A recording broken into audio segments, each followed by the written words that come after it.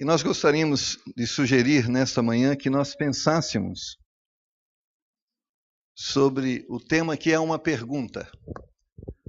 Como você vê as multidões? Você tem no boletim parte dessa mensagem, e como o pastor Alexandre sempre sugere, pegue um papel, uma caneta, um bloco, porque a melhor memória é aquela que a gente reproduz no papel. Essa a gente guarda e pode refletir. E talvez também, eu falo, nós pastores, podemos até, de alguma forma, não termos uma visão tão perfeita, que você pode ajudar a anotar algumas questões, falar, olha, eu quero perguntar e saber um pouco mais sobre isso, e quem sabe você pode nos ajudar também. Estamos juntos, tá bom? Verso 14 começa dizendo assim: Jesus saindo viu uma grande multidão e possuído de íntima compaixão para com ela, curou os seus enfermos. E sendo chegada a tarde, os seus discípulos aproximaram-se, dizendo, o lugar é deserto e a hora já é avançada, despede a multidão, para que vão pelas aldeias e comprem comida para si. Jesus, porém, lhes disse, não é mister que vão, dai-lhes vós de comer. Então eles lhe disseram, não temos aqui senão 5 pães e 2 peixes. E ele disse, trazei-mos aqui. E tendo mandado que a multidão se assentasse sobre a erva, tomou os 5 pães e os 2 peixes, e erguendo os olhos ao céu, os abençoou. E partindo os pães, deu-os aos discípulos, e os discípulos à multidão. E comeram todos, e saciaram-se, e levantaram dos pedaços que sobejaram 12 cestos cheios, e os que comeram foram quase 5.000 homens, além das mulheres e crianças. Vamos orar. Soberano e gracioso Deus, nos encontramos na Tua casa nesta manhã, e estamos aqui porque entendemos que nossas vidas devem ser dirigidas pelo Senhor. E cremos que a forma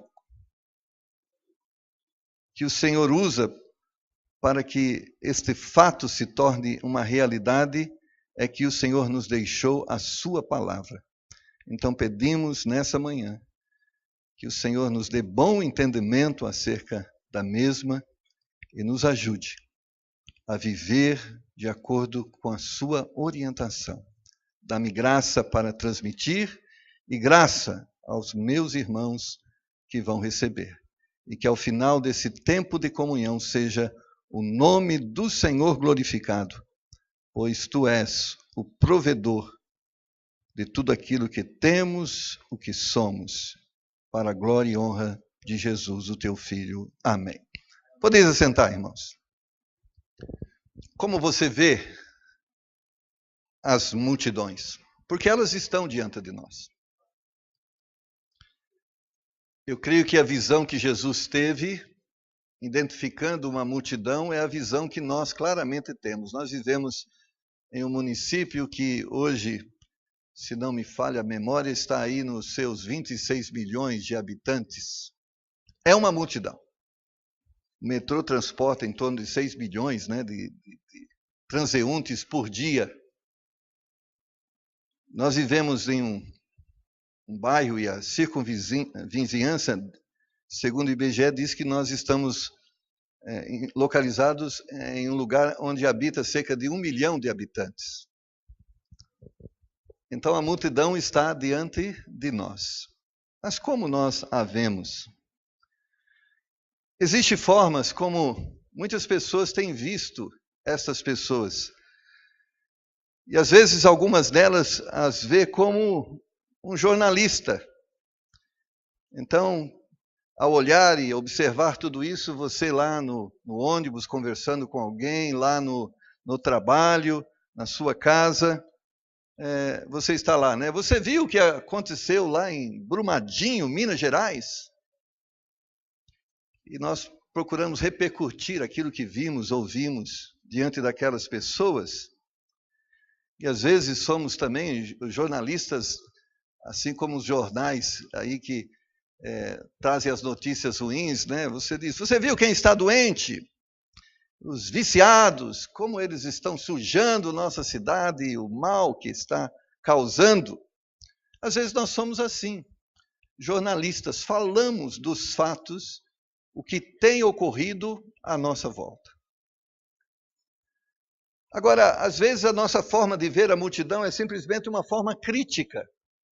Nós olhamos e criticamos aquilo que estamos a ver. Então, às vezes dizemos assim, está sofrendo porque merece. Eles merecem. A justiça tem que ser feita. Está colhendo o que plantou. E muitas pessoas, com essa visão da multidão, eles estão vendo que o Moro é uma grande esperança para a justiça. E eu quero aqui colocar só entre parênteses, cuidado quando o seu senso de justiça se transforma em sede de vingança.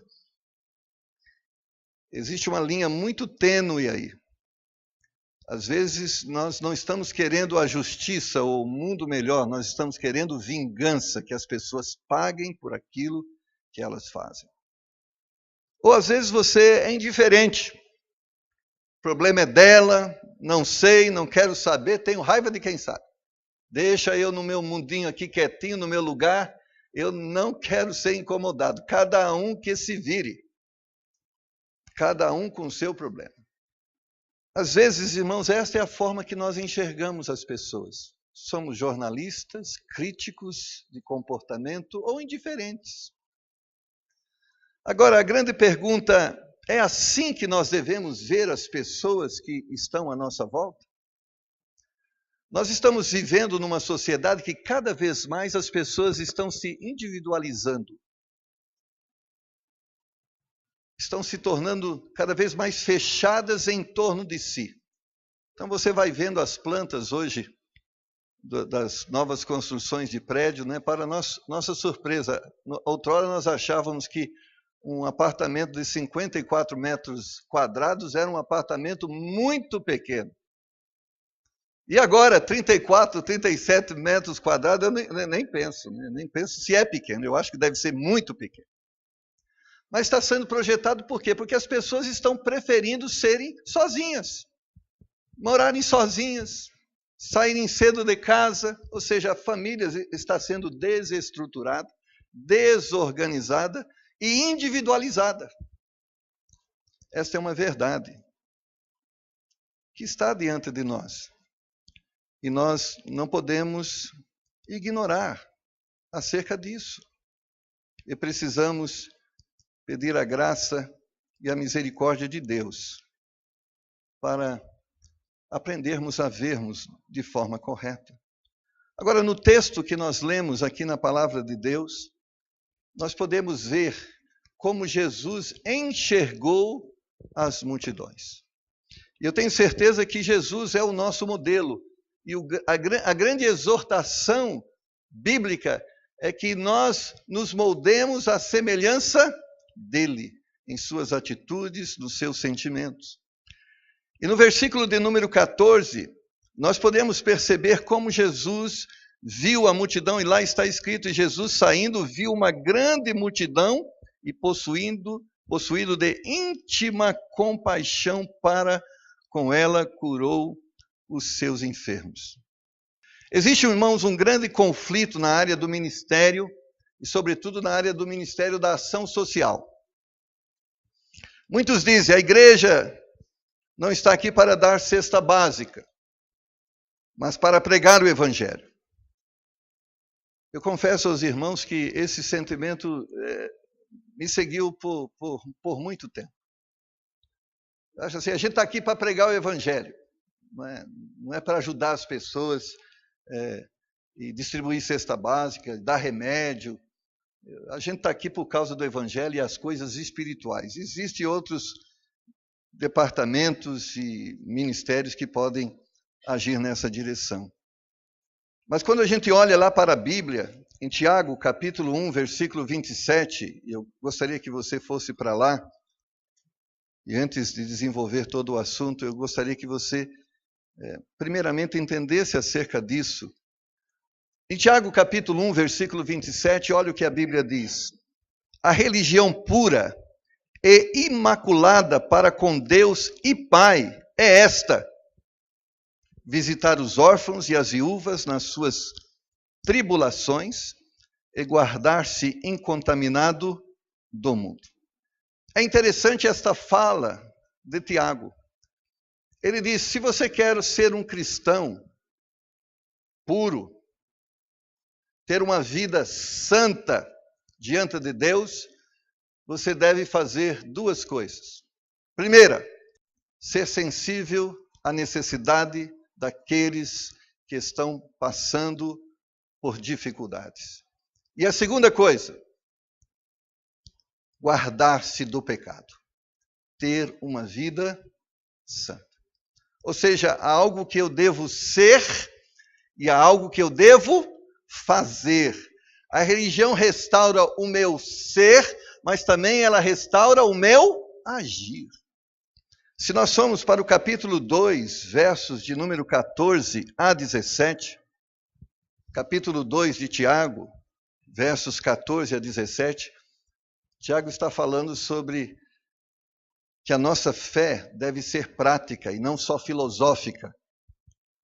Ele vai dizer: meus irmãos, que aproveita se alguém disser que tem fé e não tiver as obras? Porventura a fé pode salvá-lo?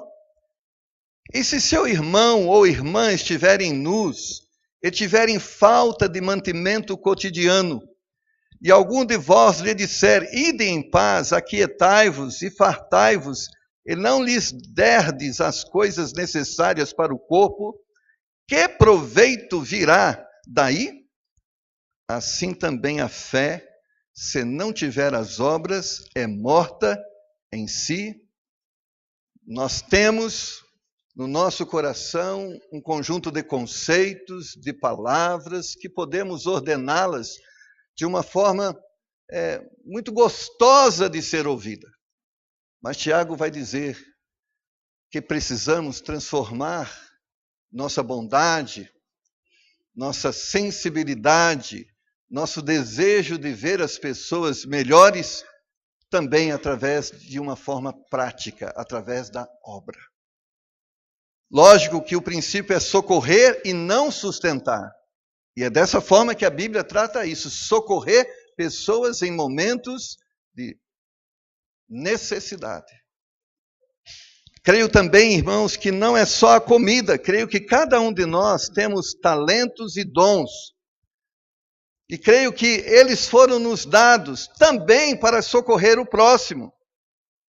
Nossos talentos também devem incluir ações filantrópicas. Ou seja, você é um advogado e Deus te deu esse talento para esse momento presente. E graças a Deus, a Bíblia diz que você deve comer do suor do seu rosto. É justo que o advogado receba os honorários do serviço prestado. Ele precisa comer, ele precisa pagar as despesas diárias da vida. Mas haverá, em algum momento, que esse advogado estará diante de pessoas que têm problemas e não pode pagar pelo serviço. E eu entendo que ser sensível às necessidades das pessoas também inclui usar nossos talentos em determinados momentos para ajudar pessoas que não têm como corresponder a serem supridas as suas necessidades. E assim o engenheiro, e assim o pedreiro, e assim o padeiro, e assim todos aqueles que têm os seus talentos, seus dons e a sua capacidade recebidas por Deus. Não é só ganhar, mas também servir. Não é só servir, mas também ganhar. E temos que olhar a multidão dessa forma. Elas não são só uma fonte de recursos, mas também é uma oportunidade de servir e servir glorificando a Deus, promovendo o nome de Deus na vida delas. Tenho tido o prazer de conhecer muitas pessoas, inclusive nesta igreja, que têm pensado desta forma. E tem sido uma bênção para muitas pessoas e também para mim. Eu louvo a Deus por isso. Vamos meditar no texto, começando pela palavra íntima.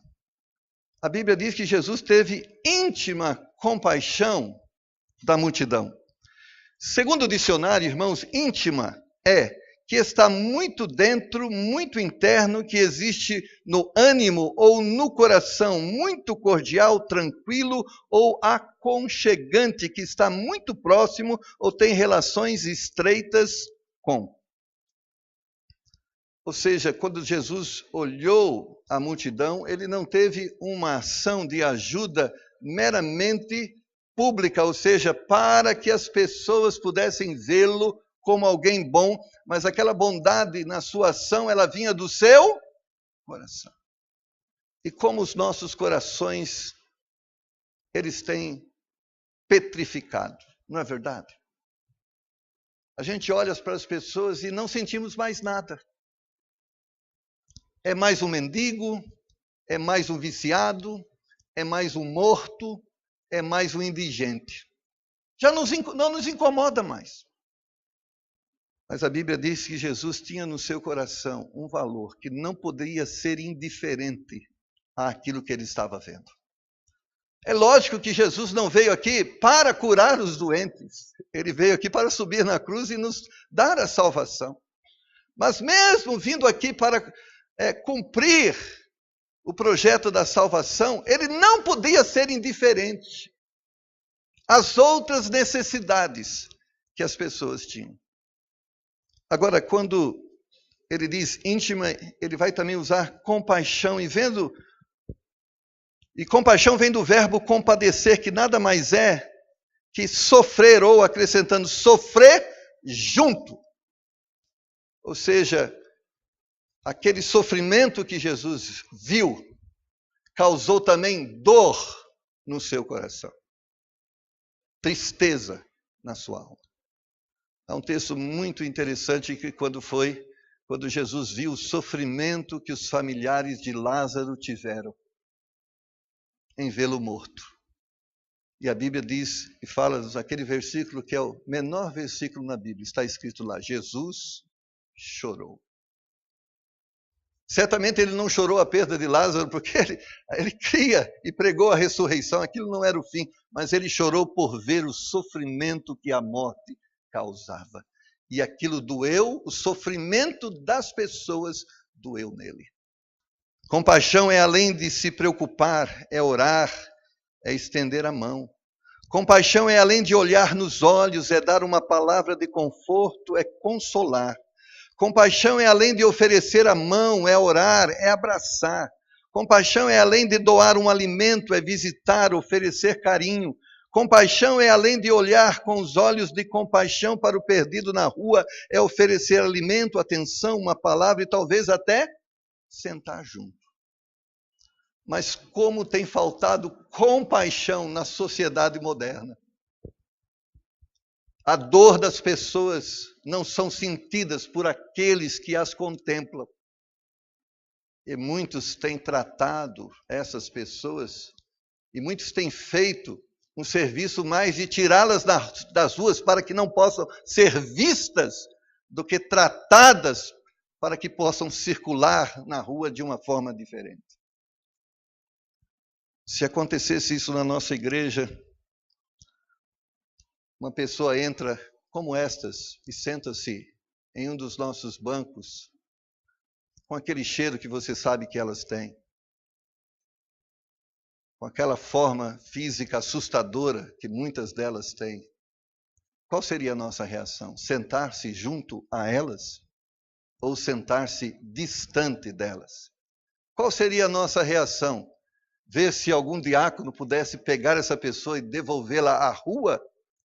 Ou alguém pegasse ela e fosse em algum lugar e pudesse ouvir do seu problema e de alguma forma ajudá-la?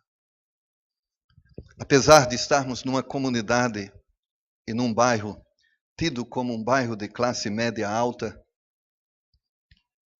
essas pessoas estão circulando no nosso bairro e morando debaixo dos nossos viadutos. Eu vejo a fala de Jesus como uma convocação. Tenha íntima compaixão pelas pessoas, sofra com os que sofrem, chore junto com os que choram. E isso, irmãos, é um ensinamento bíblico. Se nós formos lá para Romanos capítulo 12, versículo 15, olha o que a palavra de Deus diz: alegrai-vos com os que se alegram e chorai com os que choram. Nós temos visto o que muitas vezes não percebemos. É que não só não existe compaixão pelas pessoas da rua, mas não existe compaixão entre pessoas até da mesma família. E compaixão é se importar um pouco mais, é fazer um pouco mais, além daquilo que lhe é devido, é ir ao ponto de demonstrar um genuíno amor. Compaixão, irmãos, não é só uma sensibilidade pela necessidade de uma pessoa, é um interesse pela própria pessoa.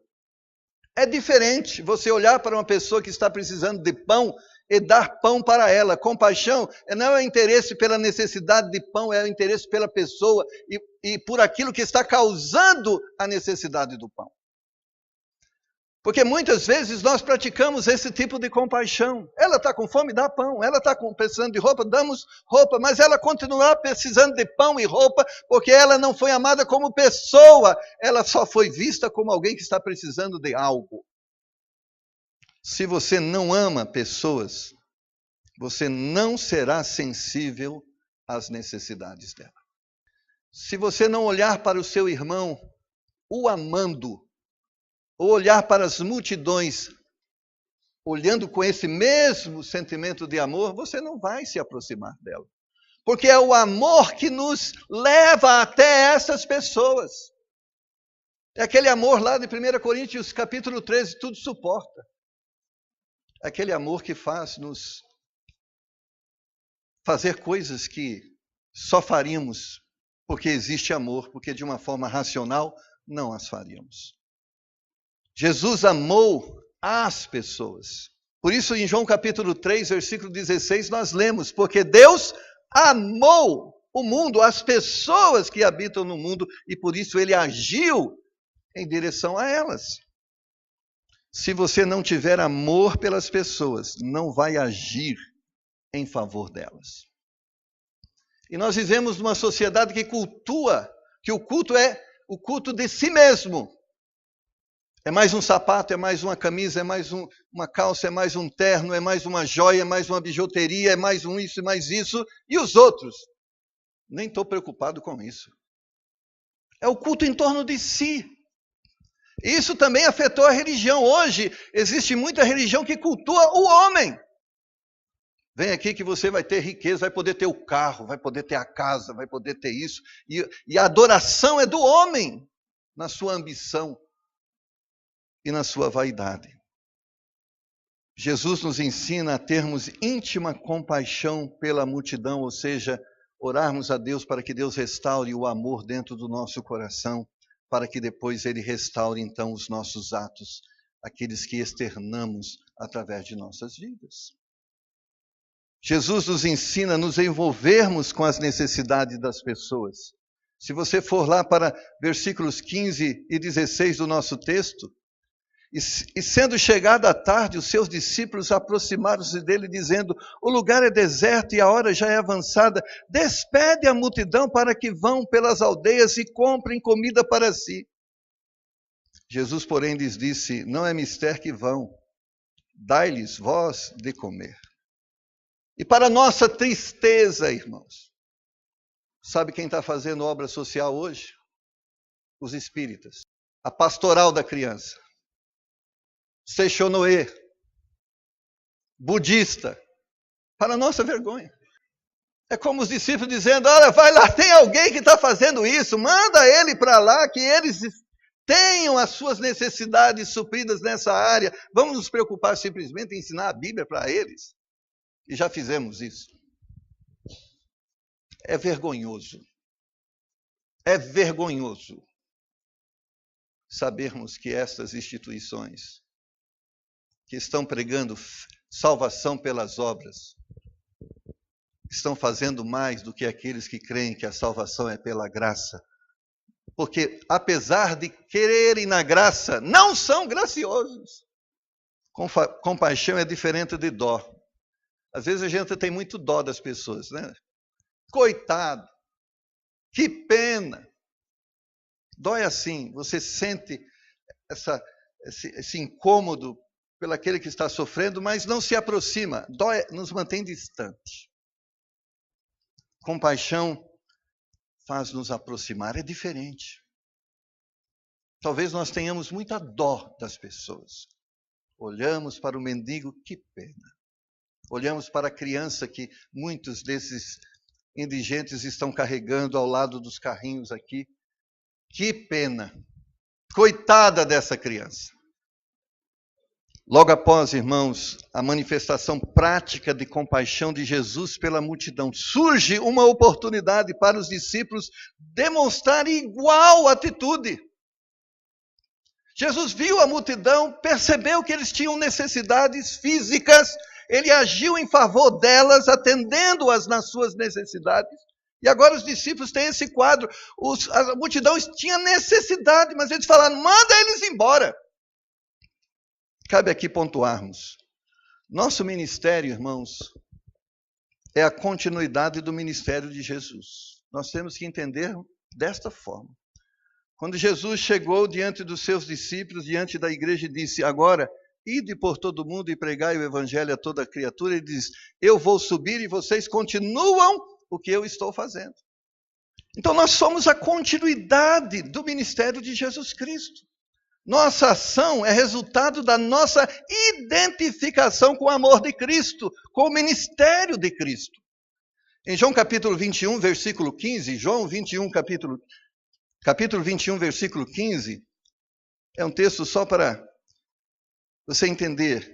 E depois de terem jantado, disse Jesus a Simão Pedro, Simão, filho de Jonas, amas-me mais do que estes? E ele respondeu, sim, Senhor, tu sabes que te amo. Disse-lhe, apacenta os meus cordeirinhos.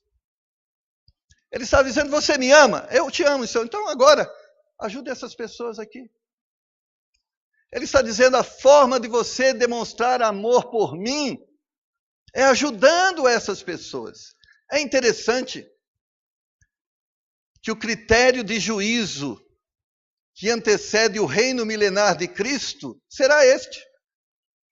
Vinde benditos do meu Pai, possuí por herança o reino que vos está preparado desde a fundação do mundo. Por quê? Você vai herdar. Porque tive fome e me deste de comer, tive sede e me deste de beber, estive nu e me vestiste, estava preso e foste me visitar. É aquele momento do juízo que antecede o milênio. E eles falaram, quando fizemos isso ao Senhor?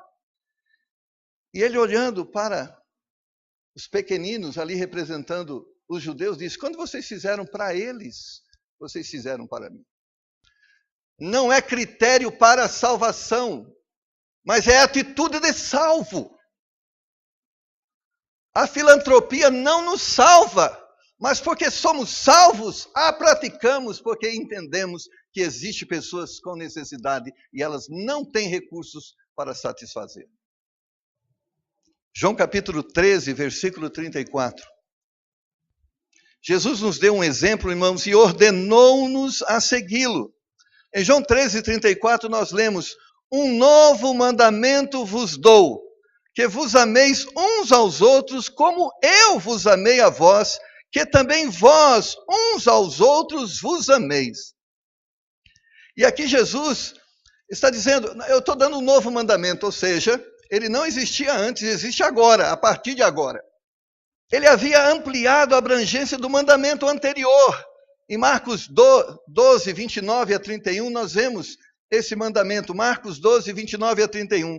E Jesus respondeu-lhe, o primeiro de todos os mandamentos é, ouve, Israel, o Senhor nosso Deus é o único Senhor.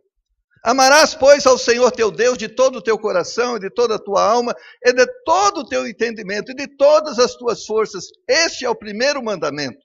E o segundo, semelhante a este, é, amarás o teu próximo como a ti mesmo, não há outro mandamento maior do que esse. Jesus está dizendo, se você quer ser perfeito, pratica 2 mandamentos. Ame a Deus, ame o próximo. Se você amar a Deus e amar o próximo, você é o crente. Porque quem ama o próximo não mente, quem ama o próximo não adultera, quem ama o próximo não mata. Mas é interessante que Jesus estava aqui dizendo, outrora o mandamento era esse, não faça para o seu próximo o que você não gostaria que ele fizesse por você. Então, se ele te xinga e você não gosta, então não xingue ele. Porque dessa forma você está dizendo, eu não concordo com esse comportamento, porque ele não é excelente, e o comportamento certo é esse que eu estou tendo com você. É uma forma de protestar contra o erro. Mas agora ele está dizendo, além disso, ele diz, você não deve esperar de você mesmo, ou seja, uma atitude que você não gostaria que as pessoas tenham por você. Agora você deve fazer pelas pessoas aquilo que Jesus fez por elas, ou seja, fazer mesmo que elas não façam nada por você. Ou seja, a expectativa não é que elas retribuam isso, mas mesmo que elas não retribuam isso, você deve agir desta forma em relação a elas. Ele está dizendo, não tenha um amor interessado na resposta, tenha um amor sacrificial. Faça o bem. Não porque a pessoa merece, não porque ela vai fazer por você a mesma coisa, porque você tem que conquistá-la através do amor. Jesus disse que devemos amar as pessoas não mais como a nós mesmos, mas como Ele as amou. E voltemos ao texto. A atitude dos discípulos diante da oportunidade. Reconheceram que envolver-se com a multidão estava criando problema. Irmãos, quando nós nos tornamos sensíveis às necessidades dos outros, nós agora nos envolvemos com os problemas dos outros. Isso vai trazer mais problema. Às vezes as pessoas não se envolvem, eu já tenho tanto problema, e ainda vou me envolver com os outros? Eu não dou conta dos meus. Era assim que os discípulos pensavam, nós já temos tanto problema, essa multidão está causando mais, agora eles estão aqui, precisam de comer. É um problema maior do que nós estamos capazes de resolver. Eles estavam dizendo, não havia recursos suficientes para assumir mais esta demanda.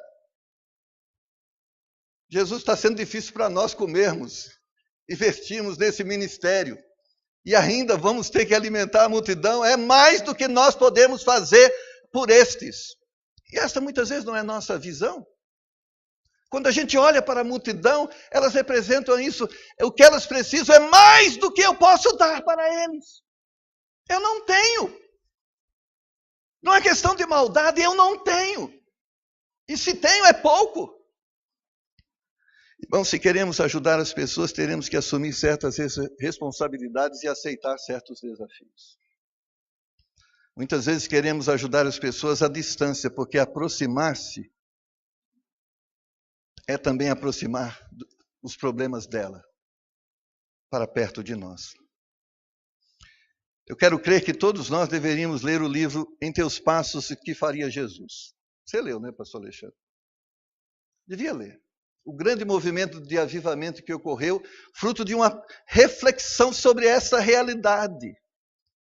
Que a igreja de Deus não é mais sensível às pessoas e às suas necessidades. E tudo começou com um rapaz que bateu na porta da casa do pastor, dizendo, eu preciso de um emprego, me dá um emprego. Porque minha família, eu tenho filhos, estão passando fome. Ele não queria cesta, ele queria emprego. E o pastor disse, não tem emprego não, vai bater em outro lugar. E a história diz que ele morreu. E aquilo começou a incomodar o pastor. E ele trouxe um incômodo à igreja. E houve um grande avivamento. Porque quando nós procuramos viver o que Cristo era, Cristo será pleno na nossa vida. E passaremos a sentir o amor como Ele sentia. E a agir como Ele agia. Então a vida se tornará uma verdadeira vida espiritual diante de Deus. Envolver-se com pessoas trará dificuldades, irmãos, e desafios de fé. Porque a questão ali não era quanto eles tinham, mas a fé que eles tinham, que Deus poderia transformar o que eles tinham em suficiente para aquilo que as pessoas precisam. Porque nós temos que entender, olha, a multidão elas precisam mais do que nós temos. Mas o que Jesus perguntou? O que vocês têm? Nós temos 5 pães e 2 peixes. Traz aqui. O que você tem? Pastor, olha, no meu orçamento sobra R$10. Traz aqui. O que você tem? Não, eu tenho lá 2 pães. Eu vou comer um, vai sobrar. Traz aqui. Eu tenho 5 camisas, mas dá para viver com 4. Sobra uma. Traz aqui. Ele não estava falando assim, olha aí você que tem 1 milhão no banco, Deus está tocando no seu coração, tira o dinheiro do banco, traz aqui. Não, ele não está falando isso. Não importa, o que você tem? Traz aqui. Porque o que vai fazer a diferença é aquilo que ocorreu depois que eles trouxeram, e Deus impôs a mão e os abençoou. É como diz aquele ditado, o pouco com Deus é muito e o muito sem Deus é nada. Porque tem muita gente que é assim, pastor Alexandre, se eu ganhar na loteria, se eu ganhar na loteria, vou ajudar minha mãe, vou ajudar meu pai, vou ajudar minha família, vou ajudar a igreja, vou ajudar os missionários. Se ganhar na loteria, nem trago o dinheiro aqui. Não traz. Porque Deus pode fazer a obra com o que você tem. Lembra da viúva de Serepta? Chegou lá, Elias, faz um bolo para mim que estou com fome, eu quero comer. Ela falou, rapaz, tem um pouco de farinha, um pouco de azeite, e eu vou comer agora e depois nós vamos morrer, que acabou, não tem mais. Ele falou, faz o seguinte, pega essa farinha, pega esse azeite e faz 2 bolos. Faz um pequeno, primeiro para mim, e depois tu faz para você. Rapaz, aquele Elias era ousado. Mas o que ele estava dizendo? Deus vai abençoar o que você tem, vai multiplicar, creia nisso. Deixa Deus abençoar. Mas se ela negasse aquele pouca farinha, aquele azeite, o que teria acontecido? Teria passado fome. Mas ela creu na bênção de Deus, que Deus poderia abençoar na palavra do profeta. E ela trouxe o pouco que ela tinha, e Deus abençoou e não faltou a farinha. Até que veio novamente a chuva, regou a terra e veio a produção. O que Deus quer fazer não está baseado naquilo que você pode fazer, mas naquilo que Ele pode fazer com aquilo que Ele deu a você. É esta forma que nós devemos ver. Porque nós somos miseráveis. Não porque não temos muito dinheiro, é porque não estamos dispostos a dividir o pouco que nós temos. Achando que se nós dividirmos o pouco, vamos passar necessidade. E vamos passar necessidade, porque essa visão que nós temos é a visão de que Deus não abençoa e não multiplica aquilo que Ele nos deu.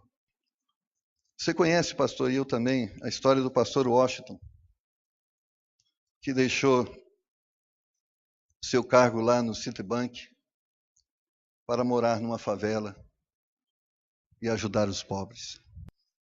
E rejeitou ser pastor de uma igreja de 450 membros, porque não tinha ninguém para substituí-lo na favela.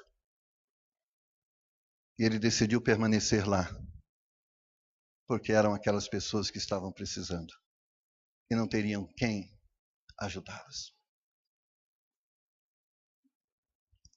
Porque isso, infelizmente, chegou também no ministério. Qual é o salário? Não. Esse salário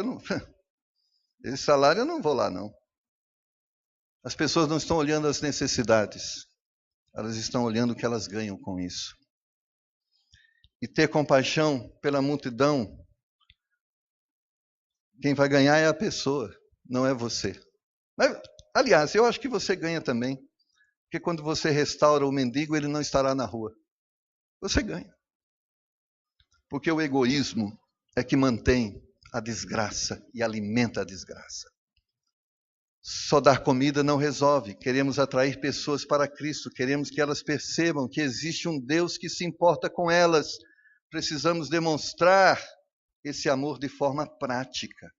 Quando nós estamos ajudando alguém na necessidade, nós estamos dizendo a ela, olha, não sou eu que estou fazendo isso, é Deus que está fazendo através de mim.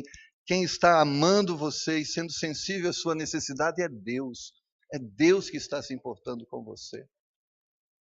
Eu só sou instrumento, incapaz, mas Deus pode me usar e eu estou sensível a isso, eu quero te ajudar.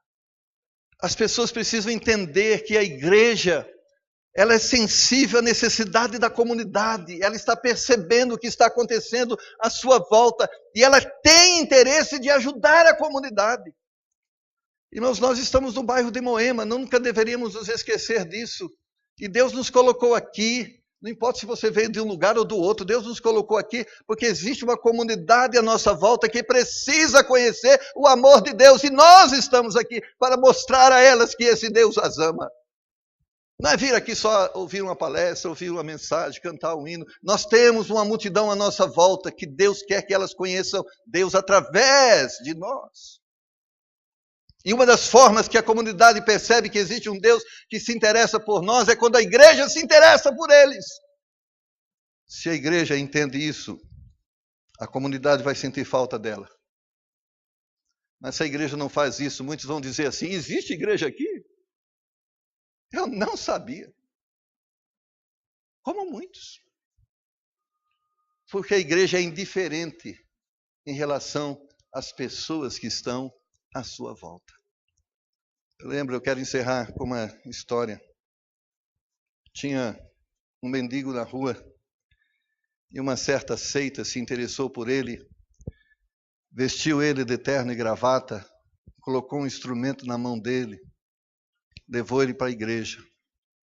Aí um batista se aproximou dele e disse: você está numa seita, você tem que sair de lá e vir para a igreja certa se chama Batista.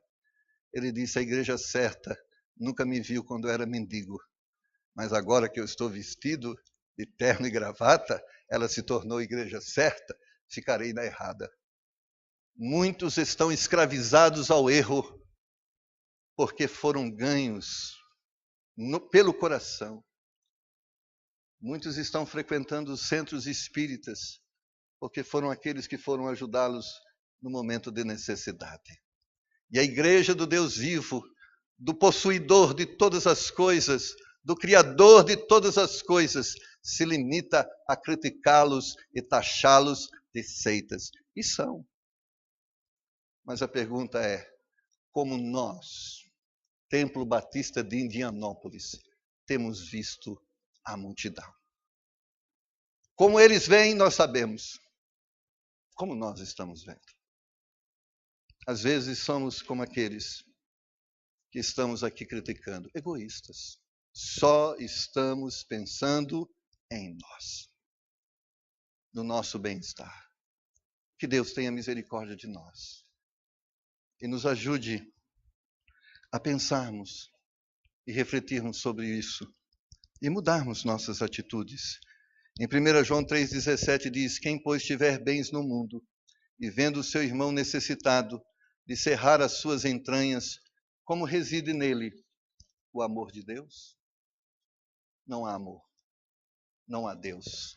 Vamos orar. Pai, nessa manhã, Teu Espírito Santo nos exorta e nos faz entender que precisamos fazer algumas coisas que ainda não estamos fazendo.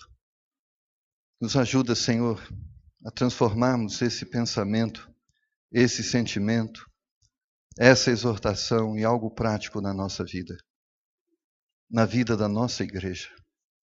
Tenha misericórdia de nós, Senhor, porque talvez estamos pecando aquilo que o Senhor aqui exortou em 1 João 3,17. Podemos fazer alguma coisa e não temos feito nada. Não existe o seu amor de forma prática na nossa vida. Que não seja assim, Senhor. Que a cada dia possamos começar o dia dizendo: o que eu posso fazer a mais por alguém hoje? De que forma eu posso refletir através dos meus atos o amor de Deus pelos homens e atraí-los a Cristo? Nos ajude a começarmos cada dia pensando que o Senhor pode nos usar e quer nos usar, porque existe uma multidão que precisa te conhecer. Nos dá graça, nos ajude em nome de Jesus. Amém.